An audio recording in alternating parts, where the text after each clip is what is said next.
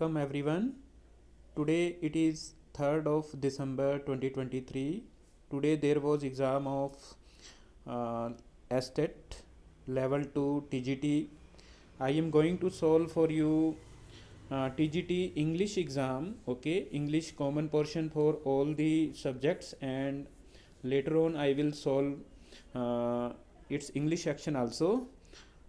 Now your paper is not so difficult. Okay, it is as expected.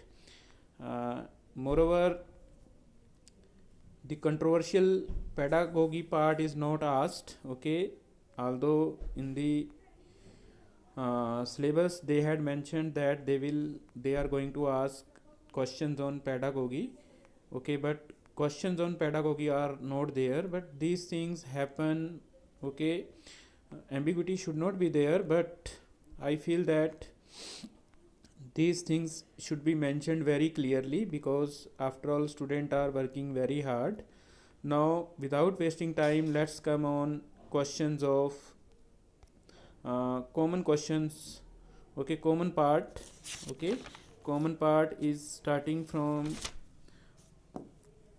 I think, question number 46. Okay, I am coming straight on question number 46. Yes. Now first question is, choose the option that gives the correct meaning of the given phrasal verb. phrasal verbs हैं, given का जो meaning होता है वो होता है first distribute, second deposit, third donate and fourth is surrender. तो give in होता है कोई चीज़ हार जाना, surrender कर देना, आत्मसमर्पण कर देना. Yes. Now question number 47. Fill in the blanks with most appropriate modal auxiliary. आपको मॉडल ऑक्सिलरी भरनी है. Your mother is seriously ill, you dash leave for home at once. Obligation दिया हुआ है, ड्यूटी दी हुई है, तो यू मस्ट आना चाहिए. Fourth option is correct here, you must leave for home at once. तो आपकी मदर है वो सीरियसली बीमार है, इसलिए आपको घर चले जाना चाहिए. तो must is correct hair. Fourth option is correct. Now 46. Choose the correct preposition to fill the blank. आपको preposition भरनी है. He told all dash the incident, between, among, beside या about. तो यहाँ पर he told all about the incident. Fourth option is correct here. Question number 56. Choose the most appropriate preposition in the blank. I am going home the day dash tomorrow. First is in, second is on, third is after and fourth is at. तो यहाँ पर होगा आई am going home the day after tomorrow. Okay, third is correct hair, day after tomorrow. Now question number, next question.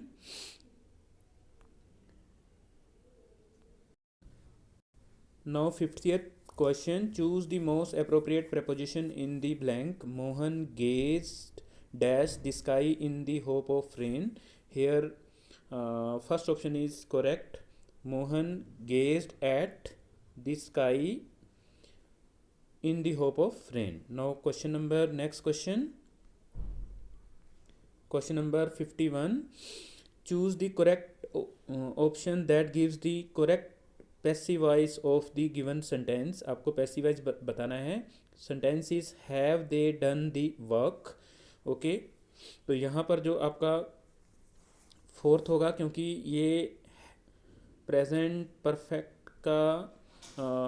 Perfect का interrogative है, तो इसके अंदर आपका जो आंसर आएगा वो वर्क के साथ है, वो हैज़ लगेगा. Has the work been done. Okay, has the work been done by them. और बाय देम को उसने है वो एलिमिनेट कर रखा है. बाय देम को उसने दिया नहीं है, तो यहाँ पर सेकंड ऑप्शन है वो करेक्ट होगा. Has the work been done by them. Okay, next question 52. Choose the correct tense form to fill in the blanks. The headmaster dash to meet you. Okay, wants to meet you ये आएगा. The headmaster wants to meet you. Next है 53. Choose the part of the sentence which is incorrect. तो आपको error बताना है। Has Sachin not breaked, B part, C part, the record held, D part है by Bradman who, और last part है वो है made 10,000 run in his career. तो यहाँ पर has Sachin not breaked, breaked कभी नहीं होता, ब्रोक होगा, हैज़ सॉरी ब्रोकन होगा, हैज़ सचिन नॉट ब्रोकन। तो यहाँ पर बी पार्ट है वो, यहाँ पर बी पार्ट के अंदर मिस्टेक है, B is your right answer. Next question,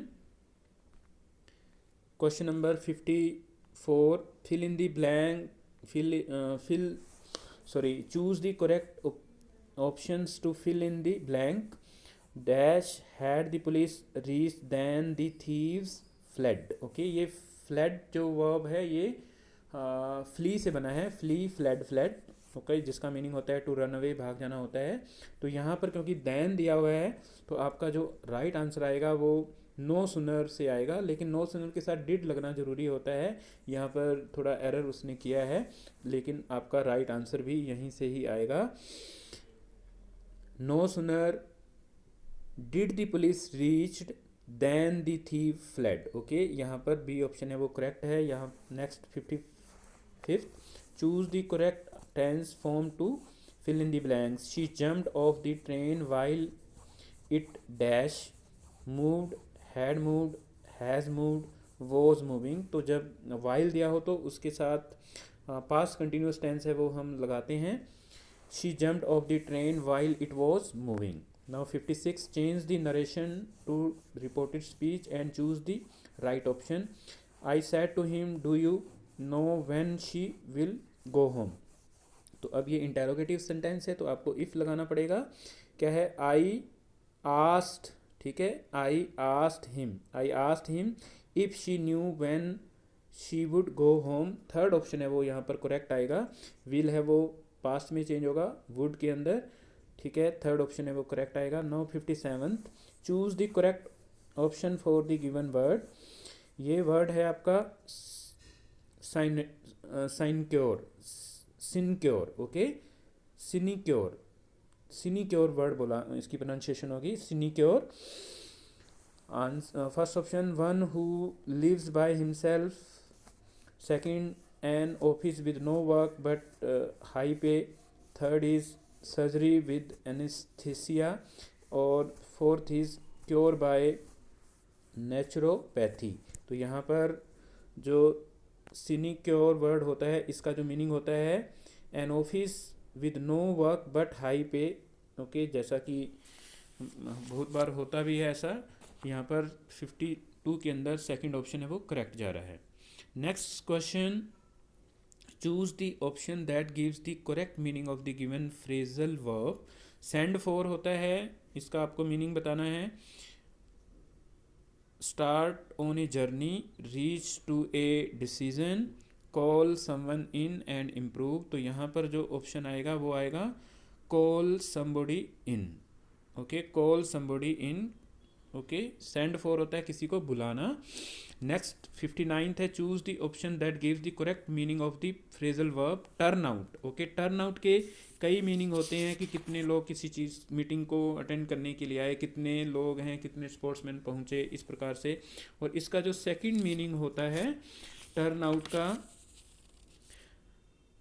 out का जो सेकंड मीनिंग होता है वो होता है to force someone to earn और टू लीव ए हाउस और to leave a piece of land which he is renting. तो यहाँ पर किसी को भगाना इसका मीनिंग आएगा टर्न आउट। तो इसका जो मीनिंग आएगा वो फर्स्ट वाला ही ऑप्शन सेट होगा, to evict someone. Now question number 60th last part आ रहा है आपका। Yes, fill in the blanks with the most appropriate meaning of the idiom underlined. Rakesh had to deal with all his problems by himself because he did not want to depend on his fair weather friends. तो fair weather friends वो होता है जो मौसमी, जो मतलब दोस्त जो मौसम के अनुसार बदलने वाला होता है। तो यहाँ पर इसका जो मीनिंग होगा वो होगा friends who come with come from rich family, friends who are loyal only during a time of success, friends with whom one live in one's college time, friends who no longer live with you. तो यहाँ पर friends who are loyal only during a time of success, second option है वो correct आ रहा है. तो ये है आपका कॉमन पार्ट टीजीटी के एग्ज़ाम के अंदर.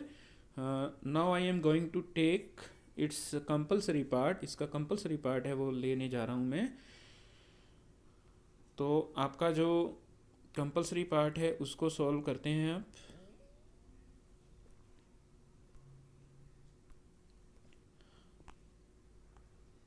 क्वेश्चन शुरू होगा आपका शायद 90th से होना चाहिए.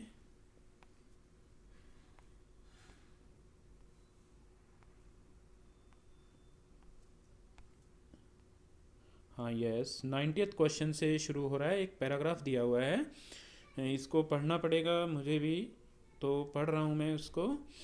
It was morning and new sun sparkled gold across the ripples of a gentle sea. A mile from shore, a fishing boat chumped the water, and the word for breakfast flock flashed through the air till a crowd of thousand seagulls come to doze and fight for bits of food. It was another busy day beginning, but way off alone, out by myself beyond boat and shore, Jonathan Livingston's seagull was practicing. 100 feet in the sky, he lowered his webbed feet, lifted his beak, and strained to hold a painful, hard, twisting cow through his wings. The cow meant that he would fly slowly, and now he slowed until the wind was a whisper in his face, until the ocean stood still beneath him. He narrowed his eyes in fierce concentration, held his breath, forced one single more inch of curve, then his feather ruffled, he startled and fell. Seagull, as you know, never flatter, never stall. To stall in the air is for them disgrace, and it is dishonor. But Jonathan Livingston's seagull, unashamed, stretching his wings again in that trembling hard curve, slowing and stalling once more, was no ordinary bird.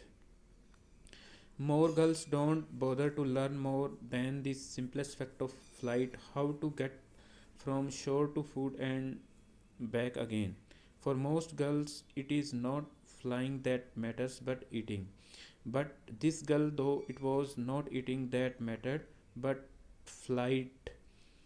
More than anything else, Jonathan Livingston's seagull loved to fly. This kind of thinking, he found, is not the way to make one's self popular with other birds. Even his parents were dismayed as Jonathan spent whole day alone making hundred of low level glides experimenting. Now 50 from now question number 91 is for Jonathan Livingston's flying was okay. First option is life itself, a matter of shame and disgrace, means of finding flirt, way to make oneself popular. Okay यहाँ पर first option है वो correct आना चाहिए. Yes, second, choose appropriate antonym for the gentle from the passage. तो gentle का जो antonym होगा वो फायर्स होगा. Okay, fire. Next question number 93. Choose the word that means avoid by sudden quick movement. Okay, तो ये डॉज होता है. डॉज का बहुत इस्तेमाल करते हैं हम स्पोर्ट्स के अंदर. उसने बॉल को, एक खिलाड़ी को डॉज दिया, दूसरे को डॉज दिया, इस प्रकार से.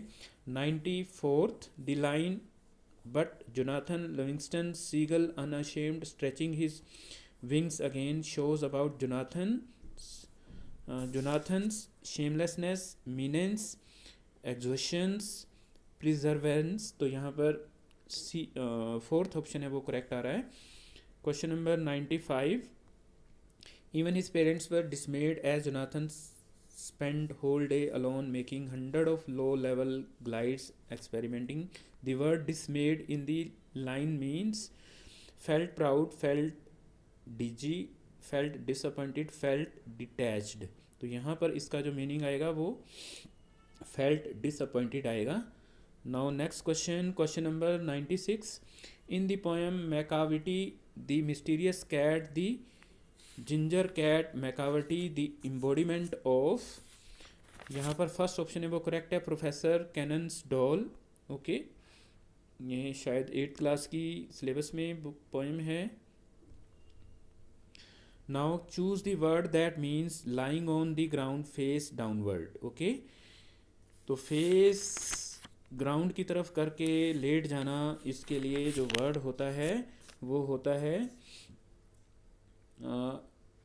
Prostate. Okay, prostrate, B option है वो करेक्ट है. यहाँ पर फर्स्ट ऑप्शन जो है प्लेनिकम, यहाँ ये पालकी के लिए होता है, और प्रोकास्टिनेट का मीनिंग डिले होता है, और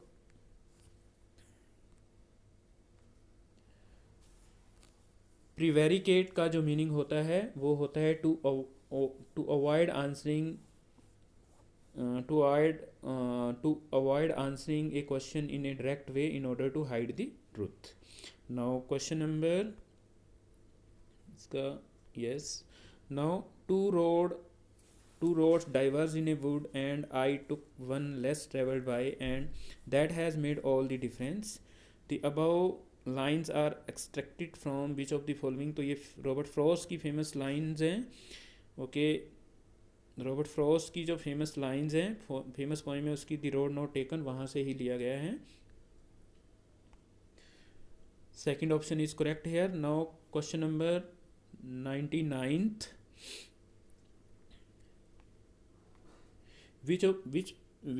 what is the part of the sentence which denotes the person or the thing about which something is said? Okay, तो ये सब्जेक्ट होगा आपका, जिसके बारे में what I want to read it again.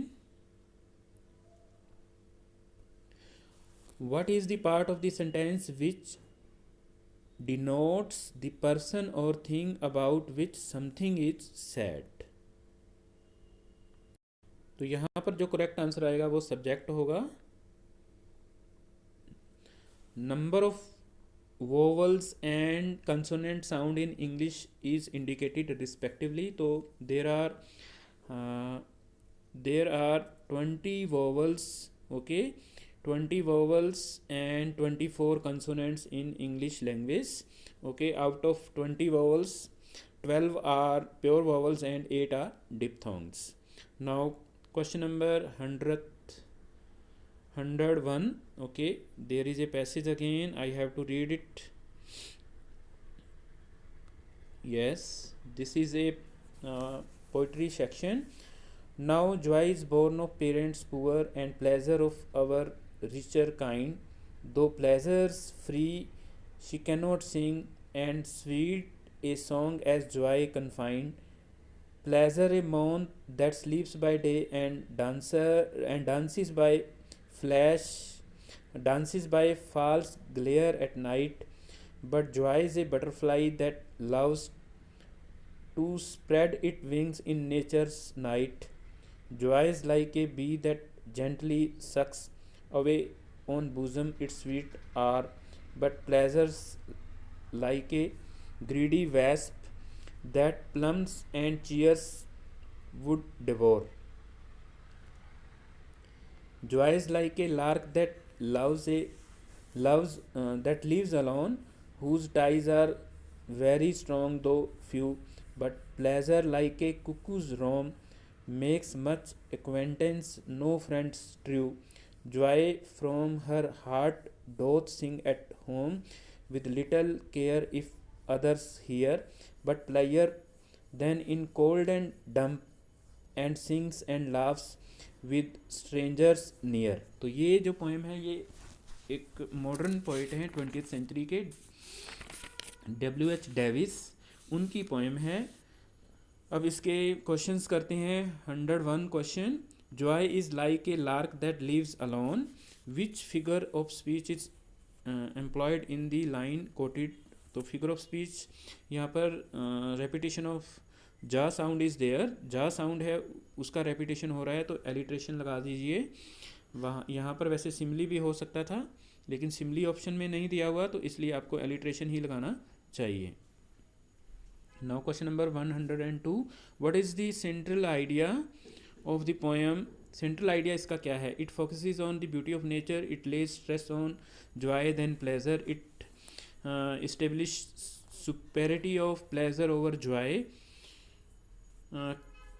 Consider both joy and pleasure as fleeting emotions. तो यहाँ पर फोर्थ ऑप्शन है वो करेक्ट आ रहा है, फ्लीटिंग इमोशंस के ऊपर है ये कि दोनों ही इमोशन जो जॉय और प्लेजर है उनका डिफरेंस जो होता है वो तो बताया ही गया, लेकिन ये दोनों ही परमानेंट नहीं होते। Now 103rd question,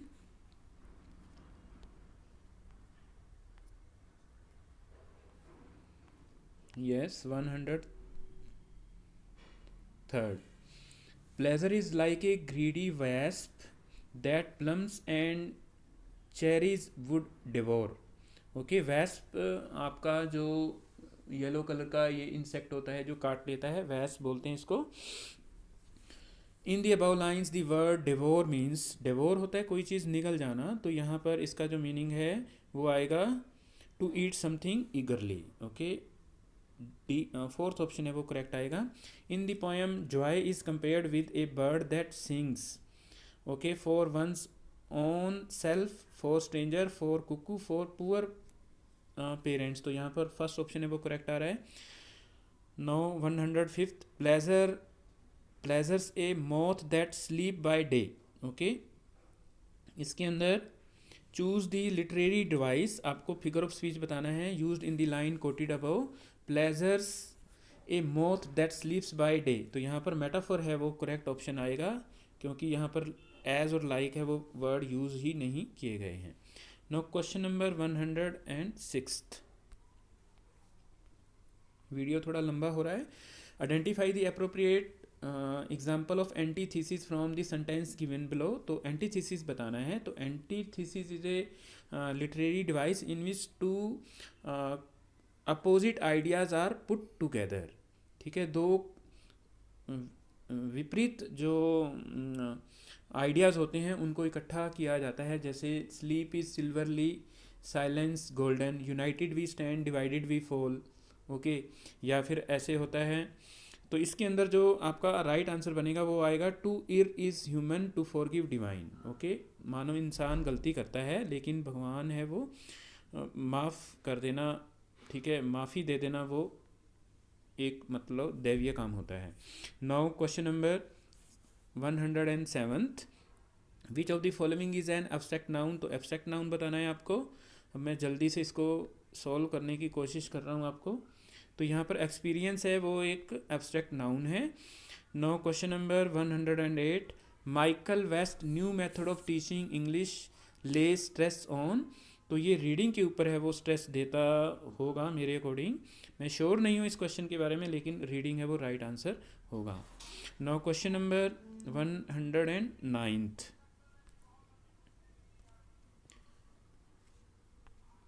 yes 109th, never never and never again shall it be that this beautiful land will again experience the oppression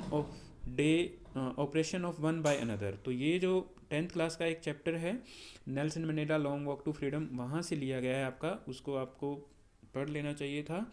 तो यहाँ पर सेकंड ऑप्शन है वो बी पार्ट वो करेक्ट है। नेल्सन मंडेला की लाइनें हैं, 10th क्लास का चैप्टर है। Identify the author of the story princess September. Okay, princess September जो पोएम है ये 6 या 7 या 8 में लगी हुई है। इसका जो राइटर है वो है William Somerset मॉगन। Now question number 111th 111. A Legend of the Northland by Phoebe Cary is a ballad. तो ये पोएम बैलेड है, ठीक है। A legend of the Northland, जिसके अंदर एक ओल्ड लेडी होती है जो कि केक बनाती है, but she is very miser, बहुत कंजूस होती है, and in the end she is punished, उसको पनिशमेंट मिलती है।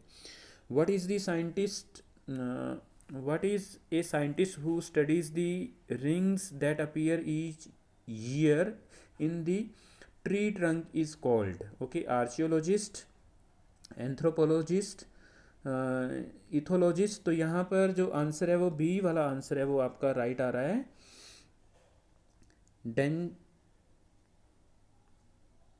Tornologist. Okay, now question number 114, fill in the blanks with most suitable phrasal verb. The meeting was due to pandemic. Okay, meeting was called off. Okay, called off आएगा यहाँ पर, meeting को टाल दिया गया, ठीक है, कैंसिल कर दिया गया एक तरह से, या पोस्टपोन कर दिया गया, called off due to pandemic. Now question number 115th, fill in the identify the correct sequence of language skill. तो किस क्रम के अंदर है वो लैंग्वेज को सिखाया जाना चाहिए? तो यहाँ पर जो करेक्ट आंसर आएगा वो आएगा आपका listening, speaking, reading and writing. Now question number 160th, find the word which is spelled correctly from the given word। Okay, जो वर्ड है वो, जिसकी स्पेलिंग है वो करेक्ट है, वो बतानी है आपको। तो यहाँ पर एमेच्योर वर्ड जो होता है उस स्पोर्ट्समैन के लिए होता है, स्पोर्ट्समैन के लिए होता है जो विदाउट मनी है वो खेलता है, या उस आर्टिस्ट जो विदाउट मनी अपनी परफॉर्मेंस देता है। Amateur, AMATEUR, amateur.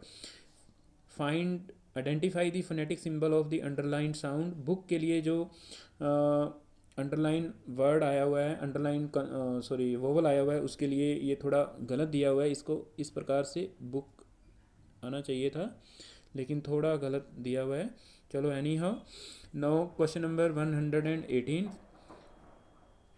Whose fable is the poem ant and the cricket adapted from. तो आर्ट एंड क्रिकेट जो कि 7th क्लास या 6th क्लास से पोएम है, उसको कहाँ से लिया गया है? तो होमर से, रुडयार्ड किपलिंग, विष्णु शर्मा, या एओस फेबल। तो ये एओस फेबल एनिमल और बर्ड्स की पोएम मतलब स्टोरीज होती हैं, वहाँ से इसको लिया गया है। 4th ऑप्शन है वो करेक्ट है। Now question number 190th, identify the part of speech of the underline word in the sentence given below. He is asleep. तो ही इज़ अस्लीप में आपको बताना है कि अस्लीप है वो क्या पार्ट है स्पीच का। तो यहाँ पर ये एडजेक्टिव होगा,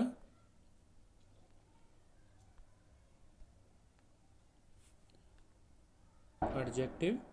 नाउ 120th क्वेश्चन पर आ रहे हैं, study of meanings in a language is known as. तो यहाँ पर सिंटैक्स, सिमेंटिक्स, मॉर्फोलॉजी, लिंग्विस्ट्स। तो यहाँ पर जो आपका राइट आंसर आएगा वो होगा semantics.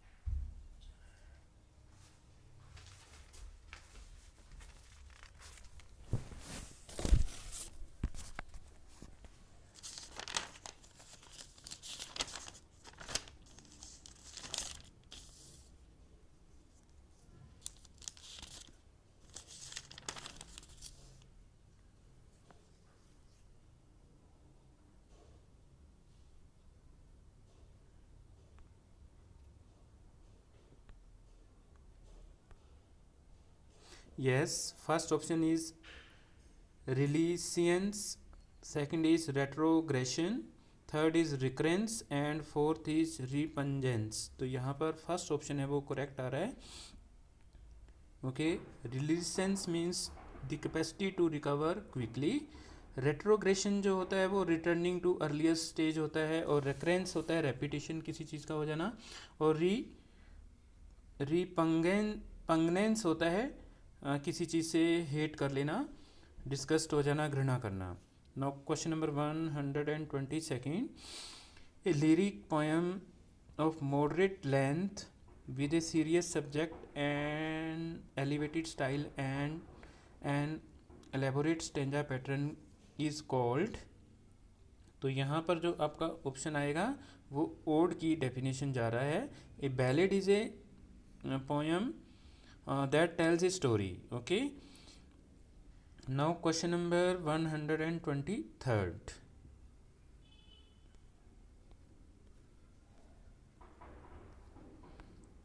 Yes. Select the most appropriate meaning of the given idiom to bury the hatchet. Okay, इसका option to hide something, to talk about unimportant thing, to come to peaceful terms, to understand more than actual। तो यहाँ पर जो option आएगा, right option आएगा, वो आएगा to come to peaceful terms, कि अपने मतभेद भुला करके फ्रेंडशिप कर लेना। Now question number 124, select the options that expresses the given sentence in passive voice। तो passive voice आपको बताना है they made me laugh। okay, they made me laugh। तो यहाँ पर I was made to be laughed। जो third option है वो करेक्ट आ रहा है, I was made to be laughed। और यहाँ पर भी by them को उसने हिडन कर लिया है, छुपा लिया एक तरह से, ऐसा बहुत बार कर लेता है। आने वाले एग्ज़ाम्स के लिए आपको ध्यान से करना है। अब ये जो ग्रामर के पोर्शंस मोस्टली टॉपिक्स है वो मैंने अपने channel easy English NCERT learning पर करवाए हुए हैं, आप वहाँ पर जा कर के इसको कर लेना। और मैं आपके लिए कितनी मेहनत कर रहा हूँ, चैनल को अगर आपने सब्सक्राइब नहीं किया हुआ तो आने वाले जो भी पेपर्स जब भी मेरे को मिल जाता है मैं उसको सॉल्व करके भेजने की कोशिश करता हूँ। ठीक है, तो उसके लिए आप चैनल को सब्सक्राइब कर लें। Fill in the blanks with correct conjunction, आपको कंजंक्शन भरना है। Dash doing the cooking I look after the garden. तो बिसाइड्स यहाँ पर करेक्ट ऑप्शन है वो जा रहा है आपका। ओके, बिसाइड का मीनिंग होता है के अतिरिक्त। ओके, कुकिंग के अलावा मैं गार्डनिंग भी करता हूँ। Next question 156, from which collection the story the 3 questions by Leo Tolstoy is taken. Okay, तो यहाँ पर the paper menagerie, what man live by and other tales, a fight of pigeons, angry river. तो यहाँ पर second option है वो correct जा रहा है आपका। आगे what is lingua Franka. Lingua Franka क्या होता है, language sorry used by the people who live in France, the shared language of communication used by people belonging to different languages, language of western science and arts, language of science and technology। तो यहाँ पर lingua franca है, English is a lingua franca in India। English है वो India के अंदर lingua franca है, इसको बोला गया है। Now question number 128, what name did Anne Frank give to her diary. तो यहाँ पर किटी है वो राइट आंसर आएगा। Now question number 129, select the options that expresses the given sentence in reported speech. Rita said I wish I were a princess. तो यहाँ पर इसका जो पैसिवाइज बनेगा, वैसे यहाँ पर वर्क का उसको हेडबिन देना चाहिए, नहीं दिया हुआ तो जो फर्स्ट ऑप्शन आ रहा है यही करेक्ट होना चाहिए। Rita said I wish I were a princess, ये इसका जो इंटरेक्ट स्पीच बनेगा पॉसिबल यही बनेगा। फिर भी मतलब मेरे अकॉर्डिंग यहाँ वर्क को हेडबिन में उसको चेंज करना चाहिए था। Rita sad that she wished she were a princess. Now question number 130, fill in the blanks with correct preposition given below. The house is on fire, we had better gone out। Okay, second option है वो correct आ रहा है। Now question number 131, people who have poor diets are likely to catch colds. The underline part in the above sentence is, हाँ people who, तो ये क्योंकि relate कर रहा है, रिलेटिव क्लोज होना चाहिए, या रिलेटिव क्लोज का दूसरा जो नाम है वो एडजेक्टिव क्लोज होता है, एडजेक्टिव क्लोज थर्ड ऑप्शन है वो करेक्ट जा रहा है। नाउ क्वेश्चन नंबर 130 या 32, who among the following is the Irish national poet. तो ये विलियम बटलर यीट्स है, वो आयरिश नेशनल पोइट हैं, ठीक है। इसकी पोएम भी है 9th क्लास के अंदर लगी हुई, the lake isle of Innisfree. Now question number 133, death is an open field is better than life in a small hut. Who said the above statement to whom. Abu Khan to Chandni, Chandni to herself, Abu sorry old god to Abu Kaka, sorry ये काका word है, wolf to चांदनी। तो यहाँ पर शायद ये चांदनी ने बोली है, चांदनी टू हरसेल्फ, ठीक है। ये एक गोट है, मैंने स्टोरी कभी पढ़ाई नहीं है लेकिन थोड़ा याद आ रहा है ये। Fill in the bilingual method of English language teaching was first developed by. तो बाइलिंगुअल मेथड है उसको किसने डेवलप किया है, ओके। तो इसके अंदर C.J. डॉडसन, okay, C.J. डॉडसन है वो राइट आंसर आ रहा है 134 का। Now 135, identify the literary term use in the following sentence. आपको लिटरेरी फॉर्म बताना है, कौन सी टर्म है। Let not ambition mock their useful toil, irony, monotomy, personification या लिटोस। तो यहाँ पर जो आएगा वो आएगा पर्सोनिफिकेशन, क्योंकि इसका एम्बिशन को एक प्रकार से पर्सोनिफिकेशन है वो किया गया है, उसको ट्रीट किया गया है जैसे कि वो लिविंग चीज़ हो कोई, तो पर्सोनिफिकेशन है वो राइट आंसर आ रहा है।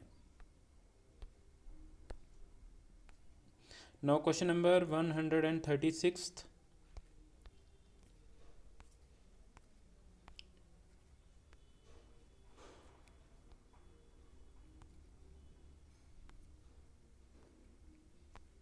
yes, what is the poem Chivi about, okay, Chivi about, the journey of an old man, paradoxical attitude of parents and elders, power of love, morality of mankind। तो यहाँ पर B option है वो correct आ रहा है, second वाला। what is the moral of the poem Dad and the cat and the tree। to be too kind to everyone, don't be over confident, save trees, respect elders. तो यहाँ पर don't be over confident आ रहा है।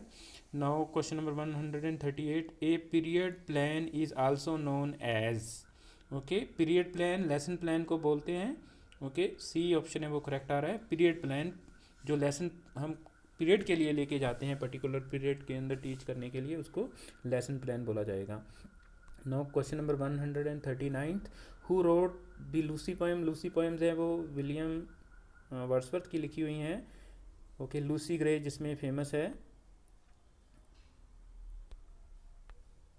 Lucy Gray. Now question number 140, what did Major Ahluwalia and Phu Dorji leave on the Mount Everest respectively. तो उन्होंने क्या छोड़ के आए थे, ये भी 7th क्लास या 6th क्लास का ही चैप्टर है। तो उसके अंदर ए picture of Guru Nanak, relic of Lord Buddha, a picture of goddess Durga, a cross, a picture of Guru Nanak, a cross, a picture of goddess. तो यहाँ पर जो ए ऑप्शन है वो फर्स्ट ऑप्शन है वो करेक्ट आ रहा है आपका।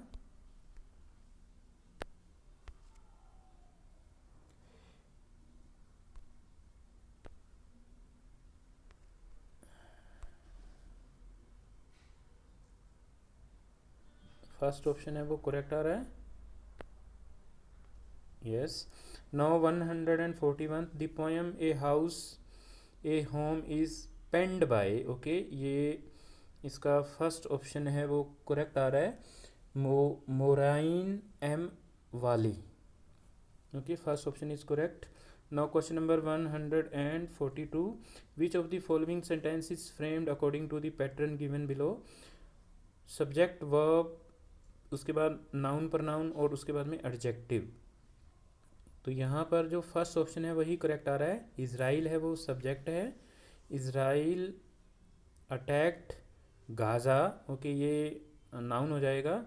विद मिसाइलरी, ओके, मिसाइलरी, तो ये एक प्रकार से एडजेक्टिव है। तो फर्स्ट ऑप्शन है वो करेक्ट जा रहा है आपका। नाउ 142 क्वेश्चन पर चलते हैं। Choose the pen name of which of Sidney William Sidney Potter is better known as. तो ये आपको सूडोनम्स के ऊपर मैंने वीडियो भी बनाई हुई है। नेट के जो कैंडिडेट होते हैं तो वो वाली वीडियो है, वो आप जा कर के देख सकते हो, मेरे चैनल पर अपलोड है। इसके अंदर जो भी राइटर्स हैं जिनके मैरी एन इवांस जैसे जॉर्ज ऑरवेल का पेन नेम है बहुत बार आ जाता है, या एरिक ब्लेयर है वो पेन नेम है, एरिक ब्लेयर भी है फेमस। तो जॉर्ज ऑरवेल का है। तो ये वाले क्वेश्चंस है वो बहुत बार आने को हो जाते हैं, आपको देख लेना चाहिए। तो यहाँ पर साकी का है ये। 144 पर चलते हैं, अब लास्ट की तरफ जा रहे हैं हम। लास्ट पेज है शायद ये। Fill in the blanks with correct modal auxiliary, आपको मॉडल ऑक्सिलरी बननी है। ऑल मेन डाई, ओके, तो यहाँ सर्टेनिटी बता रहा है, तो all men must die, okay, must die. What is intonation in phonetics? तो इंटोनेशन होता है एलेट्रेशन ऑफ वॉइस, पिच और टोन इन स्पीच, कि हम जो टोन से बोलते हैं किसी भी सेंटेंस को, कुछ पार्ट है हम उसका धीरे बोलते हैं, कुछ तेज़ बोलते हैं, तो उसको हम इंटोनेशन बोलते हैं। ये सिलेबस का पार्ट होता है। Fill in the blanks with correct article. तो Sita Devi has become an MLA, okay, यहाँ पर फर्स्ट ऑप्शन करेक्ट जाएगा, बहुत इजी है।